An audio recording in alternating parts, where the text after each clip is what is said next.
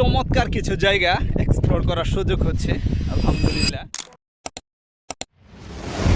এই মুহূর্তে আমি রওনা হয়েছি কুয়েতের মুতলা মরুভূমি দেখার উদ্দেশ্যে। আমার সাথে আরও 2 জন ফ্রেন্ড রয়েছে।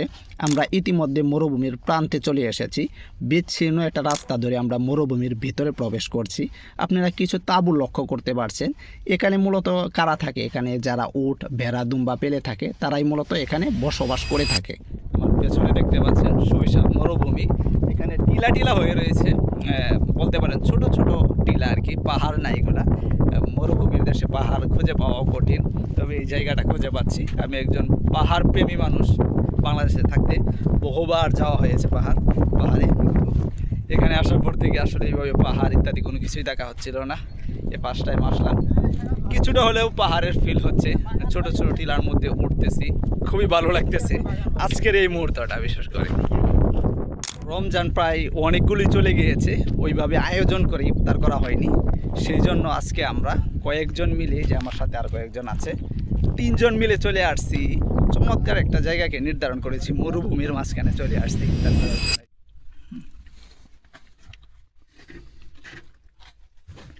এই রমজানে বলতে পারেন প্রথম আজকে আমরা মুড়ি মাখা খাচ্ছি। মুড়িটাকে খুব বেশি মিস করতেছিলাম। বাংলাদেশে থাকতে তো প্রায় সময় মুড়ি মাখা খাওয়া হতো, তবে আরব দেশের কালচারে কিন্তু মুড়ি মাখাটা ওইভাবে নেই। আমরা ওই আরবিদের মতোই আমরা ইফতার করতাম নর্মালি। তবে খুব প্ল্যান ছিল যে একটা জায়গায় গিয়ে আমরা কয়েকজন মিলে মুড়ি মাখাটাকে খাবো, যেহেতু এটাকে প্রচণ্ড পরিমাণে মিস করতেছিলাম। সেই সূত্র ধরেই আজকে কিন্তু আমরা একটা মরুভূমির মধ্যে চলে আসছিলাম। এই জায়গাটা একটা খোলা একটা জায়গা, পরিবেশটাও খুবই চমৎকার। তবে দুর্ভাগ্যবশত বাহিরে প্রচণ্ড পরিমাণে বাতাস, বালু উঠতেছে, সেই জন্য আর বাহিরে ইফতার করা হচ্ছে না। আজকে আমরা এই গাড়ির ভিতরে এই আয়োজনটা করেছি। মুড়ি, বেগুনি ইত্যাদি যা যা পেয়েছি সব কিছু কালেক্ট করে নিয়ে আসছি এবং ইফতার করতেছি। মনে হচ্ছে যেন বাংলাদেশে ইফতার করতেছি। তাছাড়াও ইফতারের পরে আমরা খাওয়ার জন্য নিয়ে আসছিলাম 65, যেটা হয়তো বাংলাদেশে অ্যাভেলেবেল নাই বললেই চলে। এটা হচ্ছে ইন্ডিয়ান একটা জনপ্রিয় খাবার, এটা কুয়েতে অ্যাভেলেবেল পাওয়া যায়, খুবই জনপ্রিয় একটা খাবার বলতে পারেন। এটা হচ্ছে 65, এটা সাথে মাংস এবং এই চাউলগুলো খুবই সফট। আলহামদুলিল্লাহ, আমাদের ইফতারি ডান। আমরা এখন চলে যাচ্ছি।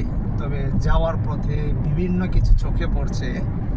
কুয়েতিদের যে তাদের যে বিলাসবহুল বাড়িঘর ছেড়ে তারা এই মরুভূমির মধ্যে চমৎকার কিছু তাঁবু, খেমা যেটাকে বলে, ওইখানে ওরা আসে। ফ্যামিলি নিয়েও আসে, ফ্রেন্ড সার্কেল নিয়ে আসে এখানে আড্ডা দেওয়ার জন্য। জাস্ট রাত্রে আসলে কি বলবো আর কি, ওদের জীবনটা দেখানোর চেষ্টা করছি।